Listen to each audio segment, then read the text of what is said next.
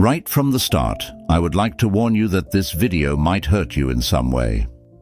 Imagine those moments when we find ourselves trying to be this nice guy, making every effort to please, help, and always be available.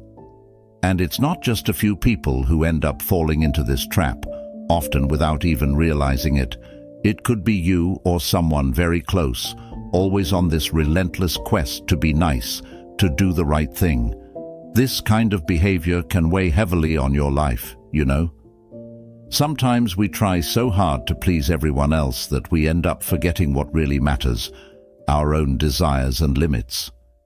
It's not about placing blame on yourself, but it's worth understanding how this way of acting might harm you in the long run. It's a bit complicated, I know. When we give too much of ourselves, forgetting to take care of ourselves, neglecting our own needs, we end up losing ourselves along the way. And obviously that's not cool. As mentioned at the beginning, addressing this might bother and hurt you a bit, but hey, consider this an opportunity. Looking inward, analyzing your own behavior, it could be the key to building a more peaceful and real future. Because yes, being nice is good, but when it makes you forget what you truly want, it's time to rethink and reinvent yourself. Reflecting on this might sting a bit, but it's also a way to grow. It's like an invitation to take a step forward, to get to know yourself better, and to be guided by your own desires and will. So how about facing this reflection head-on? It's a great chance to reconnect with yourself and move towards a more authentic and fulfilled version of who you are. Unfortunately, we know it can be hard to let go of this image of being the nice guy. The pressure to always please, to be kind all the time, seems hard to shake off. But the reality is that we need to take a step forward, look ahead, and understand that being nice isn't always the key to everything. There's a huge difference between being a good person and being the nice guy, the one who always puts others' well-being ahead, sometimes even at the expense of their own. Perhaps this idea that kindness generates reciprocity is deeply ingrained in there. It's as if we believe that if we're nice enough, the universe will repay us in the same way. But reality, well, it's a bit different. The more we give without considering ourselves, the more we open space for others to take advantage of it. Excessive kindness seems like an invitation for others to take advantage of our goodwill. I'm not saying that being kind is bad, not at all. But when it puts us on the back burner, when it makes us neglect our own needs and desires, it's time to reconsider. After all, we need to find a balance, a middle ground between being considerate to others and not forgetting to take care of ourselves. This illusion that the world will automatically reciprocate our good deeds is quite fanciful, isn't it? It's as if we're stuck in a fairy tale where kindness is the universal currency. But real life is more complex than that, and we need to learn to protect ourselves, set boundaries, say no when necessary, even if it seems contradictory to the idea of being the nice guy. So, how do we move forward? How do we balance being a kind person and not allow it to harm us? It's a challenging journey, but I have a feeling that understanding this is a crucial step towards a more fulfilled and authentic life. Reflecting on the role of being the nice guy leads us to a complex crossroads, doesn't it? On one hand, kindness and the desire to please seem admirable virtues. However, there's a shadow behind this behavior, something that's rarely discussed. The idea that the nice guy isn't genuinely kind is intriguing. It's as if behind this facade of kindness, there are hidden intentions. It's as if beneath this facade of friendliness, there's a subtle attempt to achieve personal desires without confrontation. The pursuit of approval, the aversion to conflict. All of this seems to be part of the nice guy's repertoire. It's as if kindness is a means to an end, a mask to avoid conflicts or disagreements, rather than a true expression of empathy and compassion. This perspective challenges us to rethink not only our own actions, but also how we interpret others' attitudes. Is there always a hidden intention behind every seemingly friendly gesture? It's an uncomfortable invitation for reflection, a journey that leads us to question the deepest layers of our social interactions. The contrast between being genuinely good and the role of the nice guy is at least intriguing. It seems like we're dealing with opposite extremes in terms of motivation and action. While a genuinely good person acts with kindness because it's their authentic choice, the nice guy seems to move by a different set of reasons. A genuinely good person doesn't act kindly seeking validation or reward. They simply choose to be kind because it's an intrinsic part of who they are, without expecting anything in return. There's authenticity in their attitude, a detachment from external needs for approval. And what about facing conflicts? Here's a significant difference too. While a genuinely good person doesn't shy away from disagreements or conflicts, the nice guy seems to dance around these situations, avoiding any possibility of offense or disagreement. This idea that the nice guy isn't willing to confront problems head-on is intriguing. Excessive kindness seems to be accompanied not only by the desire to please everyone, but also by a certain fear of facing conflicts. It's almost as if this kindness is motivated not only by a desire to please, but also by a certain cowardice in facing adverse situations. It's a deep look into the motivations behind human actions, an invitation to examine not just how we act, but why we act that way. Are we moving towards a sincere pursuit of genuine kindness, or are we trapped in the guise of being the nice guy? It's a reflection that leads us to question the complexities of human interactions and the true nature of altruism and authenticity. The reflection on cowardice disguised as morality brings up a deep and often neglected question. It's interesting to note how some people hide their limitations under the guise of moral integrity. It's as if the inability to deal with challenging situations is covered up by a supposed ethical superiority. In a way, these people justify themselves by saying, "I don't do this because I'm morally superior," when in reality, the crux of the matter might be the lack of courage to face uncomfortable or challenging situations. The nice guy seems to be a victim of this kind of mentality.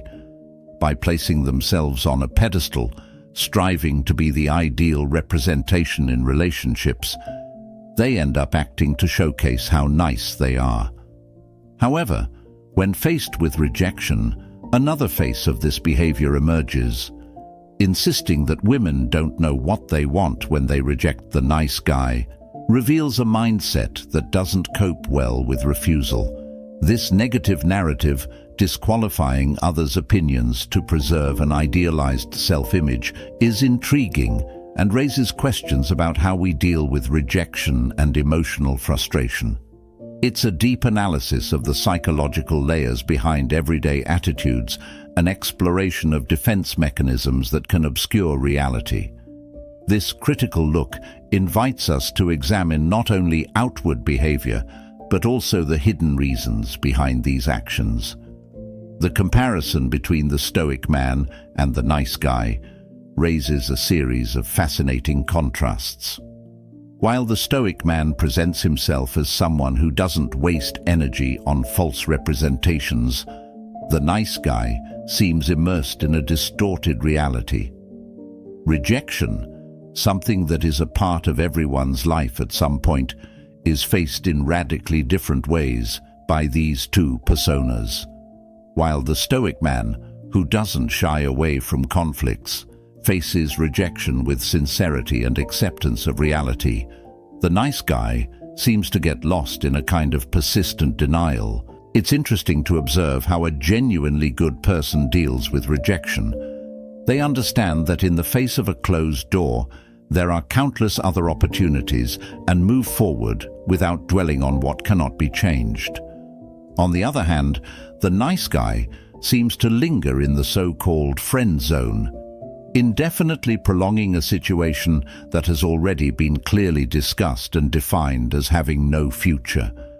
The refusal to accept rejection, the persistence in denying reality, and the insistence on remaining in an illusory comfort zone highlight a disconnection with reality. It's as if the nice guy refuses to face the facts and, instead, prefers to maintain a narrative that is more comfortable. These reflections lead us to consider how mindset and behavior can influence the outcome of everyday situations. It's a critical look at different ways of dealing with emotional challenges, an analysis that invites us to deeply question behavioral patterns that may limit personal growth and social interactions. The suggestion to resolve this complex situation starts with a crucial step: recognizing the problem. It's a sensitive point, after all. No one likes to admit being ignored or not taken seriously because of a behavior associated with being the nice guy. Looking at oneself objectively can be challenging, especially when confronted with the possibility of acting resentful or bitter in various situations for not getting what you want. It's an invitation to deep self-examination, to look at oneself as if a stranger, to honestly confront the truth about our own behavior. Recognizing and accepting this reality can be the first step toward change. It's an invitation to a frank and transparent self-evaluation without the defense mechanisms of self-preservation. It's necessary to confront our behavior patterns, our emotional reactions to adversity, and how we approach interpersonal relationships. Reflecting on oneself in a detached and objective manner can be uncomfortable, but it's an essential starting point for personal transformation. It's an invitation to delve into the depths of our psyche, seeking to understand the roots of this behavior and possibly finding healthier and more authentic ways to interact with the world around us. Another crucial step in this transformational journey is learning to say no. It's an internal challenge, but ceasing to allow people to take advantage of you by being unable to deny certain requests or situations is essential. As you start to establish boundaries and assert yourself, you might be surprised by the change in the dynamics of relationships. Those who seem to dislike your stance might actually come to respect it more. It's a significant transition, a movement towards mutual respect and the establishment of healthy boundaries. Allowing oneself to be a bit more selfish can be a challenge for those accustomed to prioritizing others' needs over their own. However, it's important to recognize the importance of self-love, not excessively sacrificing for people who wouldn't do the same for you. This adjustment in the approach to interpersonal relationships is an invitation to reassess the dynamics of connections, to find a healthy balance between caring for others and preserving one's own well-being. It's a journey towards authenticity and self-care, a delicate process that can, nonetheless, be transformative for personal development and the strengthening of interpersonal relationships. The third crucial point in this transformational journey is genuineness in kindness. It's essential to understand that authentic kindness doesn't seek rewards. It's a selfless act, performed without the expectation of recognition or any kind of return. It's a gesture from the heart, motivated by the genuine desire to contribute to others' well-being. Investing in building self-esteem is an integral part of this process. Recognizing areas where we can improve, such as physical health, can be a significant starting point. Perhaps starting an exercise routine at the gym is necessary, acknowledging that a healthy body reflects a strong mind. Physical health not only improves appearance, but also influences our authority and how we present ourselves to the world. Understanding that the body is a representation of who we are, and that its health is fundamental to our own personal representation, is an important step in the path of self-development. It's an invitation to take care of oneself, not just in physical terms, but also emotionally, recognizing the interconnection between body and mind. It's a journey of self-discovery and self-development, where we recognize the importance of acting with genuineness, both in kindness towards others and in self-care. This quest for authenticity and balance between caring for others and caring for oneself is a constant challenge, but it can bring great rewards in terms of personal growth and healthier relationships. Building a strong presence is linked not only to appearance, but also to posture and the confidence we exude. Aesthetics and personal presentation play an important role in this scenario. If we are well-dressed and present an aesthetically pleasing image, we can draw attention even while wearing old clothes. After all, the presence we radiate goes beyond mere material aspects. It's a combination of confidence, posture, and inner strength that is reflected in our way of presenting ourselves to the world. Physical strength, when combined with a strong presence, can make someone unshakable. It's as if the solidity of the body reflects in the determination and vigor of the personality. It's a powerful combination that doesn't go unnoticed. Therefore, taking care not only of physical appearance, but also of posture and inner confidence can be a key element in creating a strong and impactful presence. It's an integration of visible and invisible aspects that shape how we are perceived by others, influencing our presence in the world around us.